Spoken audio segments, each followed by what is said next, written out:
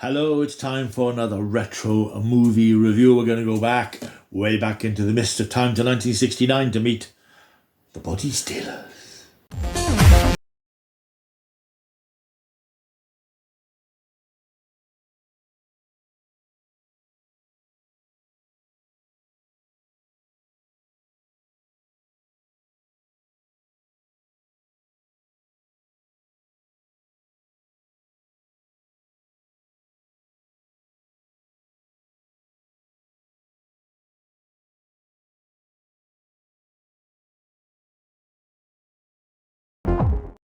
When the highly trained Blue Tiger team disappear without trace into thin air, is it murder or a mysterious invasion? In all, 11 men are missing. 11? But that's impossible. Who or what are the Body Stealers?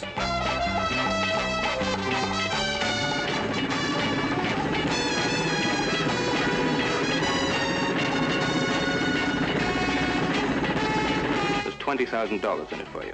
Worth that much? If the parachute deal comes off, I'll be able to write my own check. If it doesn't? I'm bust. Deal. It's a deal. The search is on for the Body Stealers. The evidence of their invasion is startling. This is a hunt to the death. But whose? Will he say anything? No. By the time they brought him in here, he'd lost control of his vocal cords.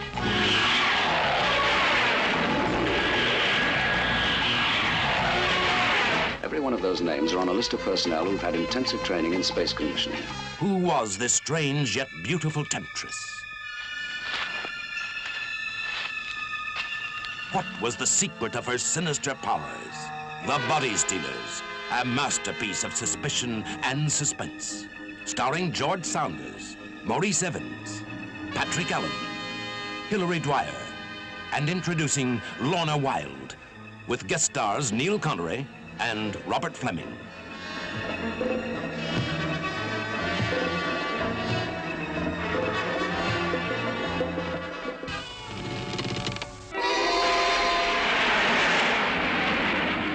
The organic cells have undergone such a change that they're hardly human. Harry's body and clothes have been affected by something I just don't understand. It's horrifying. Mr. Megan is making the drop himself. He's what? That's right. Your grounding order stays. I make the jump. That doesn't alter anything. I can't permit it. It started in the air. Maybe that's where we'll find out.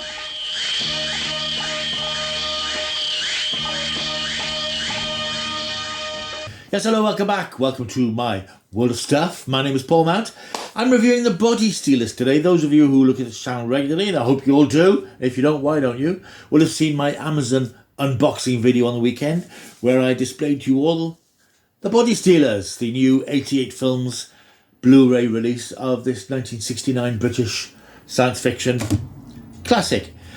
It's an odd thing with me and my Blu-rays and DVDs and 4Ks and so on. I buy loads of them, as you know, and very often they end up on the shelf unwatched for months.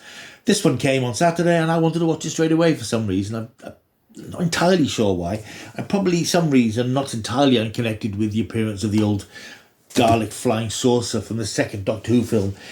But I just wanted to see it. I was just in the mood for something extremely cheesy and extremely British and extremely vintage. And oh boy, they don't get much more vintage than this. I like a lot of British science fiction films from the 50s and 60s. They have an earnestness about them.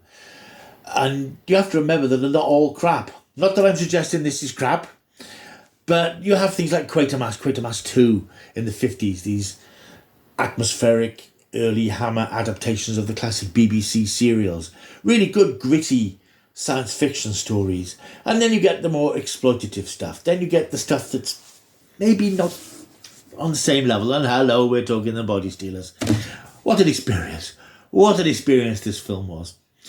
I started to watch this and almost immediately I thought, this really reminds me of a John Pertwee era Doctor Who story, certainly early John Pertwee era. You know, that period, 1970, 71, where the Doctor had been exiled to Earth, the programme was in colour, John Pertwee played the role, and the Doctor was allied to a unit, the United Nations Intelligence Task Force, as it was at the time, working alongside Brigadier Lethbridge Stewart and his new Cambridge assistant Liz Shaw, investigating very Quatermass type scenarios. I think that particular series of Doctor Who, season 7, is as adult as Doctor Who's really been, with mad scientists and a race of intelligent reptiles living under the earth, a plot to exploit alien ambassadors, and then of course the end of the world scenario of the epic inferno. The Body Stealers has a lot of that about it. And I was watching this and thought, it's not just me. It is very, very like a Doctor Who story. I was very pleased on one of the special features to see a writer called John Deere doing an introduction to the story, where he made pretty much the same point, at some length actually, about how similar this film is to the format of Doctor Who just a year later. By coincidence, by design, it's hard to tell. Because in 1970 you had writers like Robert Holmes, who wrote Spearhead from Space, who would have been familiar with these sorts of films. He worked in this area. He was doing lots of TV scripts at the time. I'm sure he did some of these sort of low-budget films. And there's a lot in this which is reminiscent of the whole format of Doctor Who in the 1970s. However, I have to give the caveat that if we have the Brigadier figure, we have the assistant figure, we have two figures who are a bit like the Doctor. There's Maurice Evans, who plays a slightly mature scientist, shall we say. Maurice Evans was quite a casting coup because he was, as it says on the making of documentary, he was very much America's Laurence Olivier in terms of the things he'd done. He played Hamlet a number of times on the Broadway stage. He was quite a big coup. Here he's playing a rather fussy cardigan buttoned-up scientist, and he's a sort of a Doctor figure. Then we have Patrick Allen's lead character, Bob Megan, who's a sort of an experienced parachutist and a bit of an adventurer. He's a sort of a cut-price James Bond. He is the 1970s version of the Doctor if John Pertwee played the Doctor as a sex pest, because Patrick Allen's character in this, Patrick Allen I think was 42 when this film was made, but he behaves like a permanently priapic schoolboy. In that whenever he sees a woman, his head practically spins and he starts salivating and drooling and making the most ludicrous and inappropriate advances. Now, I always have trouble with words like inappropriate and problematic because they suggest a touchy-feely sort of sensibility that I don't think sits very well. I think it suggests a sort of easily offended culture, which I try not to get too involved with. However, my God, he's inappropriate in this film and he's problematic because he is leering at any woman and pouring at any woman he can and just invading their personal space, as they say. The plot of the film, as you'll have gathered from the trailer, is that, and again, it's a Doctor Who type scenario. A new revolutionary type of parachute is being tested. The military are involved in observing it. But during the jump, the three parachutists disappear, and that's actually quite atmospheric. There's sort of eerie background music, and these sort of red halos appear on them, and then they vanish, and their parachutes come down to Earth. It is quite a Doctor Who sort of thing, alien infiltration in a subtle, unsuspecting sort of way. Leading the military is General Armstrong, played by George Sanders, again another very noted Hollywood thesp, who was really on his uppers by the time this film came along, and he delivers his lines like a man who wishes he was anywhere else, because he probably did wish he was anywhere else, because he'd had a glittering career. I think he was an Oscar winner, and he was reduced towards the end of his career, and he died a couple of years later to making low-budget, unremarkable films like The Body Stealers. Anyway, he recruits this character, Bob Megan, who is a former Air Force investigator, and he's brought in to try and discover what's happened and what's happened to these men and where they've gone. And it involves him just being a complete lech all the way through the film. He leches. When we first meet him, he's enjoying him a little bit of hanky-panky in the shadow of a biplane or a little plane with an unnamed female. He leers almost immediately at somebody he meets on the base when he's taken there. Then he leers at Dr. Judy Slade, played by Hilary Dwyer. He's staying at a hotel near the beach, and then he goes out for a walk in the night and finds a mysterious woman just reclining on the beach. She's called Lorna. She's played by Lorna Wilde. He leers at her. He lights up a fag. Within 30 seconds, he's trying to snog her. He is a monster. He's a monster, I tell you. He's a monster. But Patrick Allen, who plays the role, I mean, he's a great British character actor of the old school, and he's obviously having a whale of a time. He didn't really get many leading roles during his career, so he's absolutely grabbing the chance to be this sort of bargain basement James Bond adventurer figure.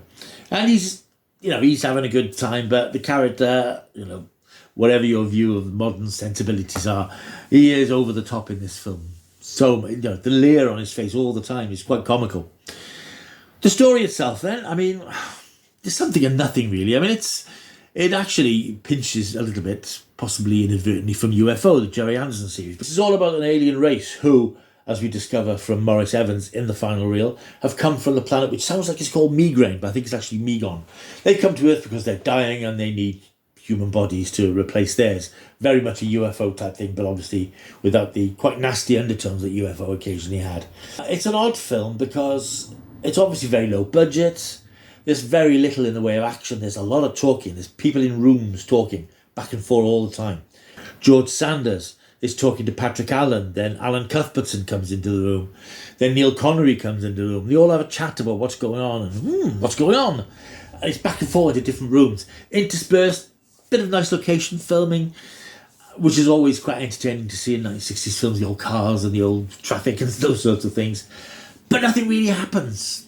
I suppose the most exciting thing that happens is that Patrick Allen's character goes up himself in a plane to try and do a parachute drop to see if he can find out what happens. And the same thing happens to him. He gets this sort of red thing, but then he sort of reappears. And it's not properly explained why he was returned when everybody else wasn't. Possibly it's because he's formed an unlikely and rather lecherous relationship with Lorna. There's a little bit of titillation for a 1969 film. It has, as I said in my recent review of Taste the Blood of Dracula, it sort of nudges against the permissive society by having a little bit of naughtiness in it. Very tame by today's standards, of course. And ultimately, it sort of ends with a bit of a whimper. Nothing very much happens. The aliens leave. The aliens leave, incidentally, in the spaceship from Dalek Invasion of Earth. Now, this is a film which I must have seen, because I've seen all these films. I've spoken before about these Saturday night double bills I used to watch on the BBC when they showed these old classic films. I must have seen this at some point, but it's so unmemorable that I just completely forgot it. But when the Dalek saucer appeared, then it appears as sort of a white glow around it, as you'll see from the picture. I remember that image. I remember that very clearly, but remember nothing else about the film, which is not surprising because it is, as I said, it isn't a film that's going to stay in your memory. It's not very good, basically. It's entertaining as a period piece. It's entertaining as a snapshot of a culture that's long gone, for good or for bad. And it creaks like my knee joints, frankly. It creaks and cracks with very little dramatic tension. But it's quite well made. I mean, it's directed by somebody called Jerry Levy, who apparently went on to be a production designer on some big films later on. And it appears from the making of documentary on the Blu-ray that he didn't have a great time making the film. He wasn't that invested in it. But it's quite well put together. There's some moments which come quite close to being quite tense. But because it is very much a sort of a talky film with people discussing what's going on. We know, as viewers, we've seen what's happened. They're slowly discovering it, but they're trying to work out what's happened. It's the narrative is very sluggish. The Invasion of the Body Snatchers, it ain't, and it's often been compared to that sort of film because it's of that milieu of sort of bodies being robbed by aliens and duplicated and so on, but it can't hold a candle to that because it's tiny budget and the script has no pace to it really. But it's not dreadful. I mean, if you want to watch something cheesy from the 1960s, there are better examples out there, which I can't think of at the moment, but there are many. But this is, I just wanted to see this film. I was fascinated by it, and I'm not disappointed I picked it up. There are some good special features. There's a very interesting 40-odd minute making of, which, it's amazingly, a lot of the cast are still alive, and they have their reminiscences about making the film. There's an interesting piece about the career of George Sanders, which manages to tell the story of his career with no clips from any of his films apart from this one, but lots of posters and things, obviously copyright reasons. So the Blu-ray is better than the film deserves you. There's also, as I mentioned in my unboxing, a booklet which I haven't read yet. So it's an oddity. It's a real oddity. I didn't feel I wasted 92 minutes because it was fun despite its plodding nature and pedestrian script and rather boring plot. So if you do fancy something silly and cheesy from the early days of British sci-fi, well, the late 60s, maybe not so early, it's probably worth picking up. I can't say I'm lucky to watch it again soon, but it has its moments, and I was going to say it's a product of innocent times, but it isn't really, because of Patrick Allen's character and the little bit of soft-core sort of nudity. So it's an oddity, but it's worth a look if you're curious. I'm not going to recommend it to you. You must, caveat emptor, buyer beware, buy at your peril. But I'm glad I've seen it. Right, that's The Body Stealers on Blu-ray now, and I'm going to give it 5 out of 10 actually, because it's sort of fun. Right, thank you for watching. I hope you've enjoyed this video. I really hope you have. If you have, want to press that subscribe button. Few people have lately, and I'm very grateful to you for coming on board. Stick around, there's lots to come. Like and subscribe, leave a comment down below. I'll see you soon. Until I do, keep taking the stuff.